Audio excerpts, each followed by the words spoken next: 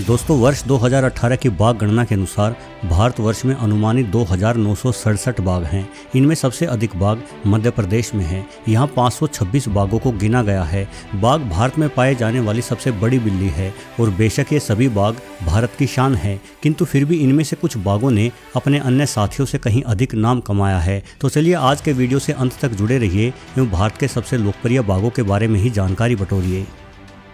जालिम बाघों को दो प्रकार से नाम दिए जाते हैं। एक तो उनकी वंशावली के अनुसार गिनती के हिसाब से बाघों को नाम दिया जाता है। ऐसे में बाघों का नाम अंग्रेजी के टी अक्षर के साथ जुड़ी एक संख्या से शुरू होता है। यहाँ टी का अर्थ टाइगर होता है। बाघों का दूसरा नाम सामान्य होता है। ये नाम वन्य कर्मियों या जंगल में घूमने आए पर्यटकों द्वारा बाघों को प्यार से या उनके व्यवहार के अनुसार दिया जाता है। T25 बाघ को वन्य कर्मियों द्वारा उसके खतरनाक व्यवहार को देखते हुए ही जालिम नाम दिया गया था। जनवरी 2020 में 10 वर्ष की आयु में इस बाघ की मृत्यु हो गई थी। जालिम रणथंभौर नेशनल पार्क में रहने वाला एक खूंखार बाघ था जो अपने शिकार को बड़ी ही बेरहमी से मारता था। इस बाघ पर नजर रखने वाले वन्य कर्मियों के अनुसार जालिम बिना भूख के भी शिकार करता था। यह अपने इलाके में घुसे कुत्ते, तेंदुए या अन्य बाघ को पाताल से भी ढूंढकर मार गिराता था। हालांकि खूंखार स्वभाव वाले जालिम नामक इस बाघ को चर्चा तब मिली जब वर्ष 2011 में जालिम के प्यार भरे व्यवहार ने सबको चौंका दिया। असल में बाघ अन्य बाघों के छोटे शावकों को देखते ही मार डालते हैं और जालिम के सामने भी एक दिन दो अनजान शावक आ गए। इन शावकों की मां अकस्मात एक बीमारी के चलते मारी गई थी। अपने इलाके में आई हर जिंदा चीज को मुर्दा बनाने वाले जालिम को पता नहीं कैसे इन अनाथ बाघ शावकों पर दया आ गई। उसने थोड़ी देर शावकों को गौर से देखा और फिर उन्हें प्यार से चाटने लगा। उसके बाद तो जालिम ने इन शावकों को शिकार करके मांस भी खाने को दिया और नन्हे शावकों की पूरी जिम्मेदारी अपने सर ले ली। जालिम ने बड़ी मेहनत से दोनों शावकों को पाल पोसकर जवान किया। इससे पहले तक ऐसा माना जाता था कि नर बाघ कभी शावकों को नहीं पालते, लेकिन जालिम बाघ ने दुनिया के सामने एक मिसाल कायम की कि बाघ भी शावकों को पाल सकते हैं। बुढ़ापे में कमजोर होने के कारण एक अन्य घुसपैठिया बाघ के हमले में एक रोज जालिम की मौत हो गई। मुन्ना दोस्तों मुन्ना बाघ को संभवतः सबसे खूबसूरत भारतीय नर बाघ माना गया है।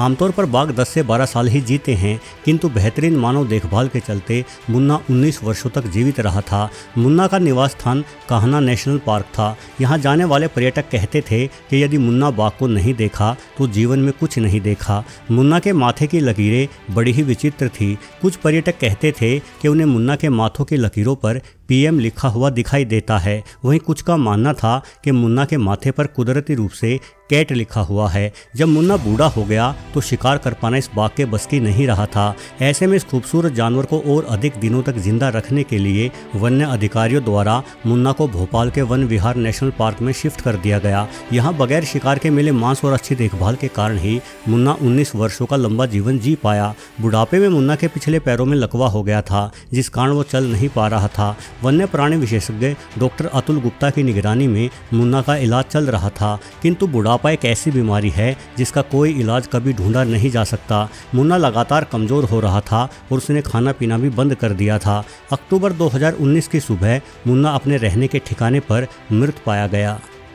चार्जर और सीता आपने अनेकों बार इंसानों की अनूठी प्रेम कहानियां सुनी और पढ़ी होगी, किंतु प्रेम करना जानवर भी जानते हैं और कई मायनों में जानवरों का प्रेम इंसानों से बढ़कर होता है। चार्जर और सीता नामक नर और मादा बाघों का प्रेम जितना महत्वपूर्ण था, उतना महत्वपूर्ण प्रेम आप इंसानों का नहीं ढूंढ पाओगे। मध्य प्रदेश राज्य के उमरिया जिले में स्थित बांधवगढ़ राष्ट्रीय उद्यान चार्जर और सीता की प्रेम कहानी का गवाह रहा है। 80 के दशक में इस उद्यान में सिर्फ यही 2 बाघ जिंदा रह गए थे। ऐसे में यह माना जाने लगा था कि ये उद्यान जल्द ही बाघों से विहीन हो जाएगा। सीता बाघिन का स्वभाव बेहद ही शांत था, वहीं चार्जर काफी उग्र था। ये ताकतवर नर बाघ पर्यटकों की गाड़ियों का पीछा करता एवं पर्यटकों को खदेड़ने की कोशिश भी करता था, इसलिए इस बाघ को चार्जर नाम दिया गया था। बांधवगढ़ राष्ट्रीय उद्यान में आखिरी बचे नर मादा बाघों ने अलग अलग स्वभाव होने के बावजूद भी जोड़ी बना ली और जोड़ी भी ऐसी कि दोनों बाघ हमेशा ही एक साथ दिखाई पड़ते। इस जोड़ी ने बांधवगढ़ राष्ट्रीय उद्यान को शावकों के रूप में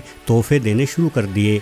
आज इस उद्यान में 70 के करीब बाघ हैं। ये सभी बाघ चार्जर और सीता के ही वंशज हैं। हमेशा एक साथ रहने वाले चार्जर और सीता एक साथ मिलकर बड़े से बड़े जानवर को मार गिराते थे। साथ रहने के कारण शिकार में मिली अधिक कामयाबी ने चार्जर और सीता को एक बेहतर जीवन दिया। जब सीता ने पहली बार शावकों को जन्म दिया तब भी चार्जर बाघ हमेशा सीता और शावकों के साथ ही बना रहता, यहाँ तक कि वो शिकार करके शिकार को घसीटकर सीता के पास लाता और सीता के खाने के बाद ही खुद खाता। बाघों के मध्य में इस तरह का रिश्ता पहले कभी नहीं देखा गया था। चार्जर की उम्र सीता से कई वर्ष अधिक थी। समय बीतने के साथ बुढ़ापे में चार्जर की आंखें कमजोर हो गई। ऐसे में सीता चार्जर को अपने शरीर से छूकर रास्ता दिखाने लगी। साथ ही सीता अकेले शिकार करके शिकार को चार्जर को खाने को भी देती थी। वर्ष 1998 में करीब 16 वर्ष की आयु के चार्जर ने खाना पीना छोड़ दिया। इसलिए वन विभाग के अधिकारियों ने चार्जर की बेहतर देखभाल के लिए उसे एक बाड़े में रखा, किंतु सीता से जुदाई चार्जर बर्दाश्त नहीं कर सका। इसलिए 2 दिन बाद ही चार्जर की मृत्यु हो गई। वहीं करीब 2 वर्ष बाद सीता बाघिन को भी शिकारियों द्वारा गोली मार दी गई। वागदो।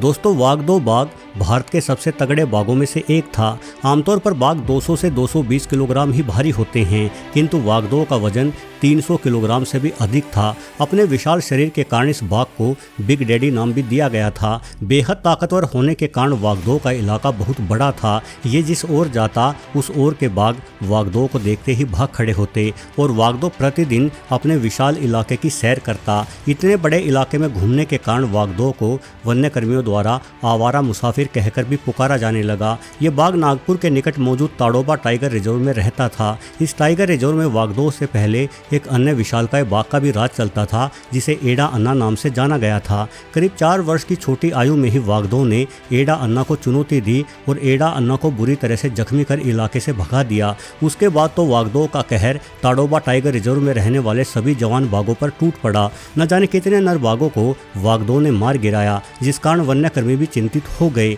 एक बार तो वागदो को पकड़कर चिड़ियाघर में भी पहुंचाने की योजना बनाई गई, लेकिन जब तक इस योजना पर अमल किया जाता तब तक ताड़ोबा में वागदो के अतिरिक्त अन्य नर बाघ दिखाई देना ही दुर्लभ हो गए। इस वजह से वागदो को ताड़ोबा में ही रखने का फैसला लिया गया। हालांकि बड़ा इलाका होने के कारण अनेकों मादाओं से वागदो का संसर्ग हुआ। माना जाता है कि ये विशालकाय बाघ कम से कम 40 बच्चों का पिता बना। यानी वागदो ने ताड़ोबा में बाघों की संख्या बढ़ाने में भी अपना महत्वपूर्ण योगदान दिया। वर्ष 2022 में बुढ़ापे के कारण इस ताकतवर बाघ की मृत्यु हो गई। मछली। रणथंभौर की रानी बेहद खूबसूरत, कैमरे से विशेष प्रेम करने वाली और मगरमच्छों की संहारक ये मादा बाघ भारत की सबसे मशहूर बाघ है। ये बाघिन अक्सर पानी में घुसकर मगरमच्छों को मार डालती थी। इसके जल प्रेम के कारण ही इसे मछली कहकर पुकारा जाने लगा। इसके अतिरिक्त मछली बाघिन की माथे की लकीरें भी मछली जैसी ही आकृति की दिखाई पड़ती थी। आपने आज तक जितने भी बाघों की तस्वीरें या वीडियो देखे हैं उनमें से आधे से अधिक तस्वीरें और वीडियो मछली बाघिन के ही हैं। मछली को तब प्रसिद्धि मिली जब इसने रणथंभौर में रहने वाले एक विशालकाय मगरमच्छ को पानी में घुसकर गर्दन से पकड़ लिया और पानी से बाहर खींच लाई। उसके बाद कुछ ही मिनटों में मछली ने मगरमच्छ का पेट फाड़ उसे मार डाला। शेरों की तुलना में बाघ मगरमच्छों से लड़ने में कितने माहिर होते हैं ये मछली ने ही दुनिया के सामने साबित किया। आमतौर पर कई सारे शेर मिलकर भी एक मगरमच्छ को नहीं मार पाते, लेकिन मछली तो रणथंभौर के मगरमच्छों के लिए सबसे बड़ा खतरा बन चुकी थी।